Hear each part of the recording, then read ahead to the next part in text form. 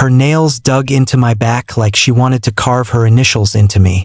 Laura's breath was hot against my ear, whispering, "You're a bastard, Wesley." As the hotel headboard rattled against the wall, I should have hated her. Instead, I pulled her closer. It started with the Sterling Corp case. I was defending a CEO accused of siphoning millions. Laura, the fiery state prosecutor, was hellbent on burying him. We had sparred before, but this was different. The stakes were higher. So was the tension. "Your client's a sociopath," she hissed during a recess, cornering me by the courthouse elevators. Her blouse was crisp, her eyes sharper. "And yours is the IRS," I shot back. "Which is worse?" She laughed. A bitter, thrilling sound, and I hated how it lit something up in me. It happened after a marathon deposition. Midnight, rain smearing the office windows. We had stayed late, trading barbs over document discrepancies. I don't remember who moved first. Maybe we both did. 1 second, we were screaming about subpoenas. The next, her hands were in my hair, my belt clattering to the floor. We fucked on my desk, papers scattering, her teeth sinking into my shoulder to muffle the sound. It was anger, pure and bright. At least that's what I told myself. Afterward, she dressed in silence. At the door, she paused. "This never happened." "Obviously," I said. But when she left, I stared at the streak of her lipstick on my coffee mug, and I wondered. The second time wasn't an accident. I told myself it was. Told myself Laura showing up at O'Malley's bar the next Thursday, her hair down and her smile lethal, was coincidence. Told myself the gin and tonic I bought her was just civility between professionals. But when her heel hooked around my ankle under the table, dragging me closer, I knew better. We fell into a rhythm. Tuesdays and Thursdays, always after 8 p.m., always places no one from the courthouse would linger.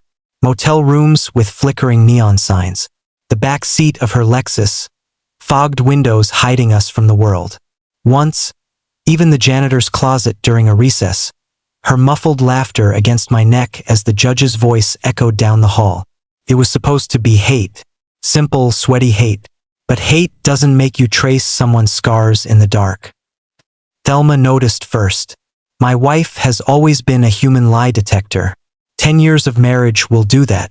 She would linger in the doorway of my home office, arms crossed, watching me type excuses for missed dinners. "You're working late again?" she would ask, voice soft but eyes narrow. "The Sterling case is a bloodbath," I would say, avoiding her gaze. She would nod, but I would catch her sniffing my shirts before tossing them in the hamper. Laura's husband, Rick, was less subtle. A corporate lawyer with a jawline sharper than his objections. He cornered me at a fundraiser for the DA's office. "Heard you're quite the adversary," he said, swirling his scotch. His thumb brushed the edge of my lapel. Too close, too deliberate. "Laura comes home exhausted these days." I kept my smile bland. High-stakes trials do that. He leaned in, his cologne sour. "Funny. She used to hate gin. Now I smell it on her pillow." The parking garage incident changed everything. We had just left a pretrial hearing. I had shredded her star witness. She had retaliated by getting my evidence suppressed. By the time we reached level B2, we were screaming, "You're protecting a monster."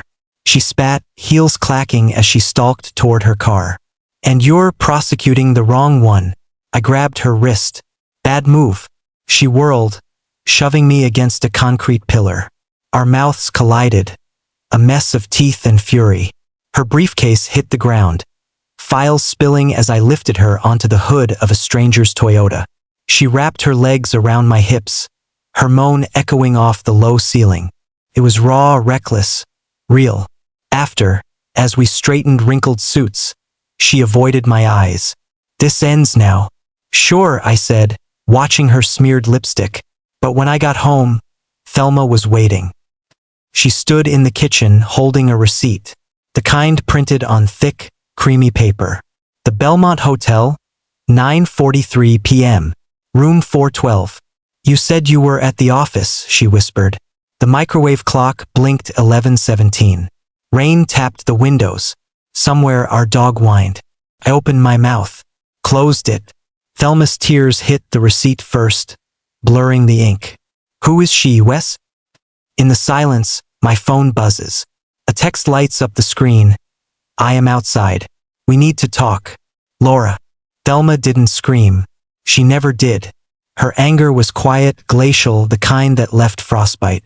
She placed the receipt on the kitchen island like it was a dead thing and said, I will sleep in the guest room. I didn't follow her. Cowardice pinned me to the floor as her footsteps faded. When my phone buzzed again, Laura's text glaring up at me, I typed one word. Later. But later didn't come. The next morning, Laura cornered me in the courthouse stairwell. Her perfume, something dark and vanilla, clashed with the bleach stink of the janitor's mop bucket nearby. We need to end this, she said, but her hand gripped my tie, pulling me into the shadows. Then let go, I muttered, my lips grazing her jaw. She didn't let go. The case cracked open that afternoon. Laura called a surprise witness, a meek accountant named Derek Mills. Sweating through his cheap suit, he testified that my client hadn't just embezzled funds. He had ordered threats against whistleblowers, including Derek's sister. Bullshit, I snapped during cross, pacing like a caged animal. Where is the proof? Laura slid a document toward the judge. A wire transfer, Your Honor, from an offshore account linked to the defendant. The courtroom erupted. My client, smug until then, paled. Laura didn't look at me, not once. That night, I found her in the office parking lot, slumped against her car. Her blazer was crumpled, mascara streaked. Derek's sister died last year, she said, voice hollow. Overdose. But the autopsy showed needle marks after her heart stopped. Someone staged it. The streetlight painted her face in harsh gold. For the first time, she looked small. Why tell me? I asked. She laughed, raw and broken. Because I can't use it. The DA's office would bury it. They want a win, not a massacre. I stepped closer. But you want to bury him. She looked up, tears glinting. I want to win. But I also want. Her phone buzzed. A photo lit the screen. Rick, shirtless, grinning on a yacht with a woman who wasn't Laura. She hurled the phone. It shattered against the asphalt. We ended up at her place. A penthouse with cold marble floors and a view of the city that felt like a taunt. She poured bourbon, her hands steady, but when I touched her waist, she shattered. It wasn't sex. It was a confession. Her mouth on mine, desperate. My hands in her hair, her nails clawing my shirt like she wanted to peel back the lies. We didn't speak. Didn't need to. After, she sat on the edge of the bed, her back to me. I found something else. A memo. Your client mentioned you by name. Wesley will clean it up. I slid down my spine. You're bluffing. She turned, her eyes haunted. If I submit it, you'll lose the case. And your license. The room tilted. Will you? She stared at me. Seconds pooled into lifetimes. Then she stood, walked to her laptop and deleted the file. Go, she said. As I left, Laura's laptop pings. An automated backup of the deleted memo uploads to the cloud. The memo resurfaced 3 days later. Someone, Rick, had leaked the cloud backup to the press. By dawn, the headlines were atomic. Prosecutor buried evidence to shield lover in Sterling case. Laura's face splashed across every screen in the city. Her career reduced to a hashtag. Hashtag corrupt cougar. My client walked free. I should have felt triumph. Instead, I vomited in the courthouse bathroom. Thelma served me papers at noon. She didn't knock, just strode into my office, her wedding ring left on the kitchen counter that morning, and slid the divorce filing across my desk. I kept the receipts, she said, calm as a sniper. Not just the hotel, the parking garage security footage, the texts. I stared at the document. Irreconcilable differences. The printer hummed like a funeral dirge. You look like hell, she added softer.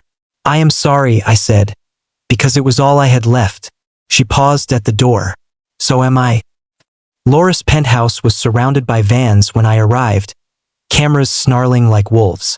I shoved through, ignoring shouted questions. Is it true you sabotaged the case? How long have you been sleeping with her? And took the fire escape up. She was sitting in the dark, a half-empty bottle of bourbon on the floor. The city lights bled through the blinds, striping her face in shadows. They're calling for disbarment, she said, voice cracked. Rick's suing for full custody of the kids. Sent me a video of us in the parking garage. I knelt beside her. We will fight it. She laughed, a hollow sound. With what? My credibility's ash. Yours is next. I grabbed her hand. It trembled. Then we burned together. Her lips found mine, not hungry, but aching. A goodbye and a beginning. We didn't hear the shutter click. But by midnight, the photo was everywhere. Loris' arms around my neck, my hands in her hair, the desperation in our kiss laid bare. Twitter dubbed it the fall of the legal angels. Rick's final twist of the knife? He had hired the paparazzi himself. At 3 a.m., Loris' phone rings. An unknown number. She answers, and a distorted voice whispers, "You think this is over? I own you now." We changed our names and fled to a town with no streetlights. Nebraska, maybe, or Iowa. Doesn't matter. The house was a rotting farmstead with a porch that sagged like an old man's spine. Laura hated it. I hated it more. But hatred was familiar, kept us alive. The threats kept coming. Rick's voice on burner phones. You think you can hide? Tabloid drones buzzing over cornfields. Once, a car idling at the end of the gravel road for hours, headlights off. Laura slept with a knife under her pillow. I slept with guilt. But guilt fades when you're kneading dough at 4 a.m. in a gas station bakery. Your hands flour-dusted and cracked. Your new name stitched on a grease-stained apron. Eddie. Laura became Lynn. We wore those lies like second skins. Thelma sent a letter once. No return address. Just a Polaroid of our old dog, Duke, gray-muzzled and sleeping by the fireplace. On the back, she had written, "He still waits for you." I burned it. Laura watched the flames and said nothing. We fought. Of course we fought. About money. About the cold. About the way she would stare at school buses, wondering if her kids remembered her. One night, she shattered every dish in the kitchen. I let her. Then I swept the shards and held her as she cried. "We're poison," she said. Yeah, I agreed. But poison is all I want. Spring came. The thaw brought mud and a pregnancy test. 2 pink lines. Laura sat on the edge of the clawfoot tub, laughing through tears. This is a terrible idea. I knelt, pressed my ear to her stomach, and lied. We will be okay. The night she went into labor, the power went out. I delivered our daughter by flashlight, hands shaking, Laura's screams echoing into the prairie dark. When the baby wailed, a fierce, alive sound, we named her Dawn. Cliché, maybe, but clichés exist for a reason. Years later, on Dawn's first day of kindergarten, a black sedan rolled into town. A man in a tailored suit stepped out, smiling like a knife. Rick. Laura froze, clutching Dawn's hand. But he walked past us, into the diner, never glancing back. Coincidence? Or a mercy? That night, Laura asked, "Do you regret it?" I thought of courtrooms and headlines and Duke's wagging tail. Of Dawn's sticky fingers grabbing mine. Of Laura's laugh, rough and rare, as she chased fireflies through the yard.